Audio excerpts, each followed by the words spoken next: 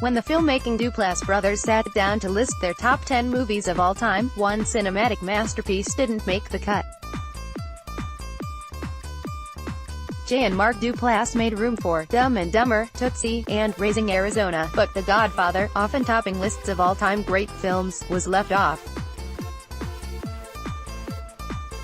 It says a lot about these offbeat indie darlings, who rose to fame in 2005 with their $10,000 film, The Puffy Chair, and then went on create a mini-empire, with details at Netflix and HBO. They've always led with their gut. Jay and I don't approach things in any way intellectually whenever we're making something, because when we do, it tends to be bad, says Mark Duplass.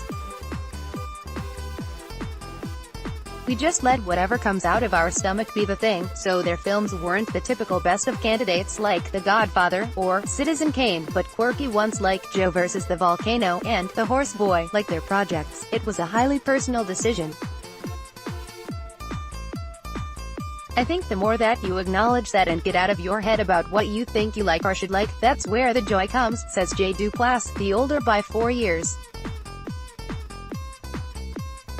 Their final top 10 film list is included in the siblings' deeply personal memoir, Like Brothers, which mixes autobiography, movie-making advice, observational comedy, old scripts and emails, and tips on keeping friendships healthy while also being business partners.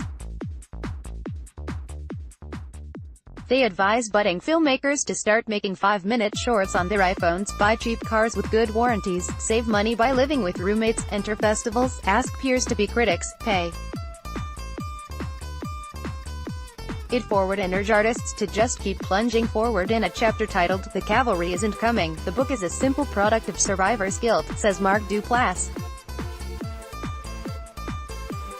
His brother agrees, "We'd want to help people avoid a decade of suffering, if at all possible, because it was hard." The Duplass brothers fell into movie making when their father brought home a clunky video camera in 1984. Unsure how to use it, he gave it to his boys, then 8 and 12. One key detail was that it was so big, it needed a second person to carry the tape deck. A brotherly union was born.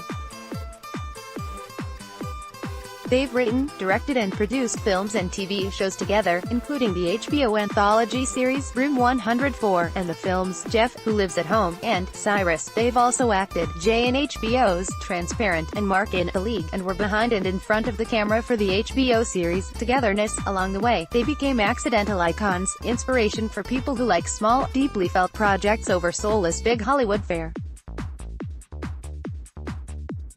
"We are B-minuses that made it. And that's really no false modesty," says Mark. Amid the book's film advice and life lessons, as well as defensive dicey pop culture items such as Karate Kid Part 2 and Air Supply, or practical lessons for keeping creative friendships alive. "I guess we kind of accidentally discovered that fighting and yelling at each other isn't necessary, because when you fail as long as Jay and I did as artists, your ego is beaten out of you," says Mark. Advice, which is just as applicable to marriages, includes listening without interruption to the other side, agreeing not to argue after bedtime, and, if all else fails, doing the Porky Pig, in which both sides take off their pants like the cartoon character and try to reassess the debate with a straight face. "You just make it work. You do whatever it takes to make it work," says Jay. "We're never getting divorced. This is never going to end. Even if we don't work together, we're still in the same family. We're tied together forever." Lately, the brothers are taking a page from their own advice and helping other young filmmakers. They produced the Netflix documentary series, Wild Wild Country, for McLean and Chapman Way, another filmmaking sibling team, and currently have backed the new docu-series, Evil Genius, on the streaming service. They admit they didn't know how to direct those projects but still wanted to help. "You know what we know how to do?" asks Mark. "Use our name, influence and money to fund, creatively protect and usher these filmmakers who are better documentary filmmakers than us, and give them that thing and share it with them." It's the greatest thing.